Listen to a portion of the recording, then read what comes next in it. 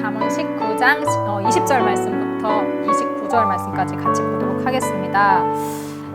우리가 살면서 하나님의 뜻이 무엇인지 알았으면 참 좋겠다 그런 생각들을 많이 합니다. 우리는 늘 하나님의 뜻을 잘 모르기 때문이죠. 그저 시간이 지나면 뭐 나중에서야 그때 하나님께서 그런 뜻을 가지고 그런 사건들이 있었구나 라고 추측할 뿐인 거죠. 확실한 것은 하나님의 뜻은 반드시 이루어진다는 것입니다. 우리가 하나님의 역사 안에서 하나님께 복을 받을 대상이 될 것인지 아니면 심판에 휘말리는 대상이 될 것인지에 대해서는 알 수가 없지만 우리가 지혜를 얻는다면 그래서 하나님의 말씀대로 살아간다면 우리의 마지막이 재앙이 아닌 구원임은 분명합니다. 20절 말씀부터 같이 보도록 하겠습니다. 너는 권고를 들으며 훈계를 받으라. 그리하면 내가 필경은 지혜롭게 되리라. 자, 여기서 권고를 듣고 훈계를 받는다라는 것은 지혜의 말씀을 들은 후에 그 말씀을 받아들이고 또 그대로 산다는 것을 의미합니다. 그러면 필경은 지혜롭게 된다고 했습니다. 여기서 필경은 이라는 의미는 뭐 이렇게 종국에 훈련 끝에 마지막에는 라는 의미로 해석이 가능하겠죠. 지혜자의 권고를 듣고 훈계를 받다 보면 언젠가는 반드시 완전한 지혜를 우리가 얻을 수 있다는 것입니다. 완전한 지혜의 소유는 한 번에 이루어지는 것이 아닙니다. 세상에 배워야 할 지혜들이 많은 것처럼 하나님께서 주시는 지혜 또한 그 과정들이 존재를 하는 것이죠. 조금의 지혜를 얻은 자라 할지라도 거기에 만족하지 말고 끊임없이 지혜자의 권고, 즉 충고를 들어야 하고 또 훈계를 받을 줄 알아야 합니다. 그래야만 하나님의 지혜를 온전히 얻을 수 있는 것입니다. 아마도 우리가 지혜를 얻기 위한 이런 노력들은 평생이 되겠죠. 21절 말씀. 사람의 마음에는 많은 계획이 있어도 오직 여호와의 뜻만이 완전히 서리라. 자, 사람들은 마음속에 여러 가지 계획들이 있습니다. 가질 수 있죠. 하지만 결국에는 하나님의 뜻만이 성취된다고 했습니다. 우리가 생각하고 계획하는 것이 하나님의 계획에 합한 것이 있을 수도 있고 그렇지 않은 것이 있을 수도 있죠. 우리가 선한 마음으로 세운 계획이라 할지라도 그것이 하나님의 뜻에 맞지 않는다면 그것은 성취되지 않습니다. 내 계획의 성취율이 내가 계획했을 때 이거는 정말 성취할 수 있는 확률이 99%다라고 예상을 하더라도 그것이 하나님의 뜻이 아니라면 내 계획은 무산이 되고 만다는 것이죠. 모든 것은 온전히 하나님께 달려 있습니다. 하나님의 절대적인 주권을 우리는 인정해야 합니다. 내 계획과 다르다고 해서 하나님의 말씀을 외면해서도 안 되고 내 뜻을 이루지 못했다고 해서 하나님을 원망해서도 안 되는 것이죠. 우리에게 지혜가 있다면 우리는 하나님의 뜻을 조금이나마 깨달을 수 있습니다. 그러면 헛된 우리의 마음속의 계획들을 세우느라고 시간 낭비하지 않을 수 있고 또 그 계획이 이루어지지 않을까 애태울 일도 없는 것이죠. 하나님의 뜻에 맞도록 뜻 가운데 살아가도록 도와주는 것이 바로 이 지혜라고 할 수 있습니다. 22절 말씀. 사람은 자기의 인자함으로 남에게 사모함을 받느니라. 가난한 자는 거짓말하는 자보다 나으니라.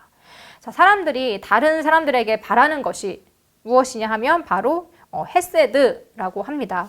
여기서 인자함이라고 해석된 헤세드는 변치 않은 그런 신실한 사랑을 의미합니다. 인자함은 하나님의 성품이죠. 그래서 하나님께서는 우리가 하나님의 성품을 닮아서 서로에게 인자하기를, 사랑하기를 원하십니다. 예수님께서도 내 이웃을 내 몸과 같이 사랑하라고 말씀하셨잖아요. 사람들은 서로에게 인자하기를 원하면서도 자신의 이익에 따라서 거짓을 말하기도 합니다. 그래서 가난한 자가 거짓말하는 자보다 낫다고 말씀하는 거죠. 변함없는 사랑을 실천하는 것이 어려운 것입니다. 상황에 따라 쉽게 달라지는 것이 사람의 마음이기 때문입니다. 이것을 21절과 연관지어 생각을 해본다면 사람이 많은 계획을 가졌어도 언제든 그 계획들이 변할 수 있고 하기 때문에 우리 사람의 계획은 다 이루어지지 않겠지만 하나님의 뜻은 절대 변하지 않는 것이기 때문에 하나님의 뜻만이 완전히 선다고 우리가 생각해 볼 수 있죠. 즉 사람의 계획은 믿을 만하지 못하지만 하나님의 계획은 하나님의 말씀은 확실히 믿어도 된다는 것이죠. 23절 말씀. 여호와를 경외하는 것은 사람으로 생명에 이르게 하는 것이라. 경외하는 자는 족하게 지내고 재앙을 당하지 아니하느니라. 자, 여호와를 경외하는 자가 받을 복에 대해서 말씀을 하고 있습니다. 먼저 여호와를 경외하면요, 생명에 이른다고 했습니다. 그리고 여호와를 경외하는 자는 만족하며 산다고 했습니다. 마지막으로 여호와를 경외하는 자는 재앙을 당하지 않습니다. 잠언 1장 7절에서 우리가 이미 봤죠. 하나님을 경외하는 것은 지식의 근본이 된다고 했습니다. 그리고 욥기 28장 28절 보시면 주를 경외함이 곧 지혜라고 했습니다. 23절 말씀에서 여호와를 경외하는 이것을 지혜로 바꿔서 말을 해도 전부 말이 됩니다. 예를 들어서 지혜의 길은 생명으로 가는 길이죠. 그리고 지혜는 행복한 삶을 우리에게 주죠. 그리고 지혜는 재앙으로 가는 길로부터 우리를 멀어지게 할 수 있습니다. 지혜에 대해서 우리가 하나님을 빼고 말할 수 없는 거죠. 하나님을 경외하는 마음을 가진 자만이 지혜를 얻을 수 있고 또 그에 따른 복을 누릴 수가 있는 것입니다. 우리가 하나님을 경외하는 것은 하나님의 뜻입니다. 그래서 잠언 외에 다른 성경 말씀에서도 여러 차례 하나님을 경외하라 라는 명령을 하고 있죠. 계속적으로 반복해서 말이죠. 우리가 하나님을 인지하고 또 하나님께서 하신 일들을 알고 그분을 경외하는 것, 그것이 우리가 해야 할 일입니다. 거기서부터 이제 우리의 신앙생활들이 시작되는 것이죠. 24절 말씀. 게으른 자는 자기의 손을 그릇에 넣고서도 입으로 올리기를 괴로워하느니라. 게으른 사람은요, 손을 그릇에 넣었어요. 근데 넣었는데 그 음식을 이렇게 들어서 입에 넣는 것을 못한다는 거죠. 자, 손에 음식이 잡혀도 손을 들어 올리기 힘들다고 괴로워하는 거예요. 자, 게으른 사람은 이 핑계 저 핑계를 대면서 지혜를 배우기 싫어합니다. 분명 이 사람은 이렇게 손을 집어넣었다는 건 뭐예요? 먹고자 하는 그런 마음이 있었고 뜻이 있었고 계획이 있었기 때문에 손을 집어넣었겠죠. 그런데 그것을 실천을 하지 못하는 거죠. 이는 지혜의 말씀을 듣기는 했지만 지혜의 말씀대로 살아야겠다고 생각은 했지만 그것을 실천하지 못하고 있음을 나타냅니다. 지혜인 줄은 알지만 그것을 행하기가 너무 괴로운 거죠. 이것이 우리들의 연약한 점입니다. 많은 계획들을 세우고도 그 결과를 보지 못하는 이유이기도 하죠. 게으른 자에게 아무리 지혜에 대해서 가르치고 권면하고 훈계해도 그는 순종하고 싶어 하지 않아 합니다. 그의 생명을 살리기 위한 일임에도 불구하고 그것을 알면서도 듣기를 괴로워하는 것이죠. 혹시 여러분 가운데 하나님의 말씀을 듣기는 해도 그렇게 살기 너무 힘들다, 그렇게 살고 싶지 않다라고 생각하시는 분이 있다면 그것은 지금 현재 여러분의 영적 상태를 말해주는 것임을 알아야 합니다. 하나님을 사랑하는 자만이 하나님의 계명을, 하나님의 말씀을 지킬 수 있습니다. 하나님 말씀을 듣기 싫어하고 거기에 등을 돌리고 듣지 않으려고 귀를 막는다면 하나님의 진노가 있을 것임을 알아야 합니다. 25절 말씀. 거만한 자를 때리라. 그리하면 어리석은 자도 지혜를 얻으리라. 명철한 자를 견책하라. 그리하면 그가 지식을 얻으리라. 자, 25절 이 앞문장에서는요, 거만한 자와 어리석은 자가 등장을 합니다. 그런데 이 둘에 대한 평가가 좀 다르게 나타나죠. 자, 거만한 자를 때리면 어리석은 자가 지혜를 얻는다고 했습니다. 즉 거만한 자는 맞으면서도 변하지 않는, 구제하기 어려운, 구제할 수 없는 그런 상태임을 말을 하는 거죠. 근데 어리석은 자는 그 거만한 자가 심판을 받는 것을 보면서 지혜를 얻을 수 있는 그런 가능성이 있다는 것을 여기서 말씀하고 있습니다. 거만한 사람은요, 지혜를 받아들일 마음 자체가 없는 사람이지만 어리석은 사람은 아직은 지혜를 얻지 못해서 어리석기 때문에 그가 만약에 그 어리석은 길의 끝이 무엇인지 깨닫는다면 지혜의 길로 돌아설 수도 있다는 것입니다. 또한 이미 지혜의 길을 걷고 있는 명철한 자라 할지라도 견책이 필요합니다. 계속해서 지식을 얻어야 더욱 지혜로운 자가 될 수 있기 때문입니다. 우리 안에 있는 수많은 욕심, 욕망, 정욕, 이것들을 버리고 그 안에 하나님의 말씀을 채우는 것, 그것이 바로 지혜를 얻는 과정이죠. 26절 말씀. 아비를 구박하고 어미를 쫓아내는 자는 부끄러움을 끼치며 능욕을 부르는 자식이니라. 자, 여기서 아버지를 구박하고, 그러니까 단순히 그냥 말로 막 구박하는 게 아니라 폭력을 행사하는 그런 내용이에요. 아버지에게 폭력을 행사하고 어머니를 집에서 쫓아내고, 그런 것은 무엇과 위배되죠? 하나님의 십계명, 명령과 위배되는 말씀이죠. 내 부모를 공경하라고 했는데 그것을 어기는 행위입니다.